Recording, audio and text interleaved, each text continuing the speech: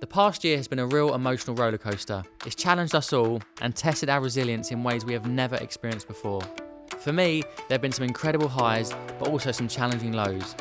More than anything though, it's given me time to reflect.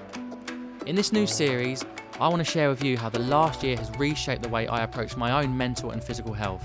If I'm not there mentally, I'm out in 10 seconds. And rest it down. In this episode, I'm talking about how I've learned to slow down a bit, prioritise my recovery and rest my body. Making some small changes and being consistent has allowed me to live and train pain-free for the first time in years. I'd done the London Marathon in 2015 and I didn't train for it enough, I wasn't prepared. And that was where the start of the injury came, where I used to get like a shooting pain on the side of my leg. You know, I'd done a lot of therapy, I had some massage, I had acupuncture, nothing really done anything until I actually started to truly focus on mobility and make it a consistent thing. I'm constantly filming workouts on my app or my YouTube channel, and I've been living with a niggling hip pain for years. But during PE with Joe, my body was hurting more than ever. The thing about flexibility and mobility, it takes so much discipline, and I always struggle with it. Just the same as meditation, I just couldn't get the benefits out of it until I made it a daily, regular practice. And so within about 2 or 3 weeks, I started to feel so much better. My hips started to open up.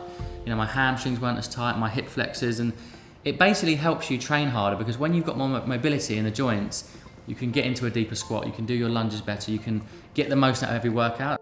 I always knew that stretching and mobility was important for my body, but I never did as much as I needed to. I now have specific moves that I do every day, and for the first time in years, I'm pain-free. Please have a good stretch, have a cool down. It's so important. The body now cannot just go and sit down and just go straight to work. It needs a little stretch out, so spend 5-10 minutes stretching, do the cool down, and your body will love you for it. So many people out there live with injuries and they just get on with it, they train through it, they don't really focus on the rest, recovery, the rehab side of things. And you know, there's nothing worse than like being strong and healthy, but having an injury or pain. It's like a daily reminder you're not in good shape. So for me now, my whole mindset is like, look, if I want to continue my career and I want to keep doing the training I do and I want to be fit and healthy, I've got to take care of my mind and body. I need to be sleeping better.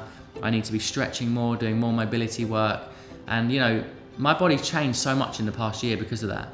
People really struggle to get their head around or actually get into because they think, well, I don't get a buzz from it. It's not going to help me lose body fat. I'm not going to change the way I look. But really, it's about changing the way you feel and moving in a way that allows you to train better. So 10 minutes a day of mobility is going to completely change the way you exercise. Another huge game changer for me this year has been to really put an emphasis on my sleep.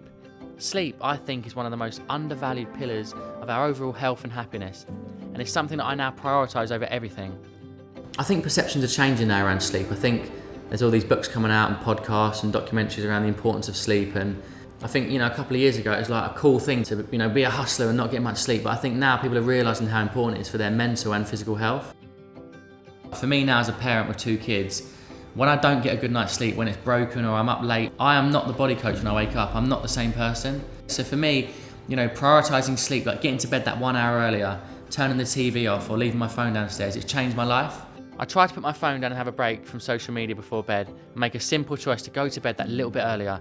It doesn't sound like much, but the impact has been incredible. For the first time ever, I feel like I've got everything in place, like my training, you know, my sleep, my nutrition, and finally now my mobility and flexibility has finally kind of caught up with everything. After everything that's happened this last year, I now feel better than ever.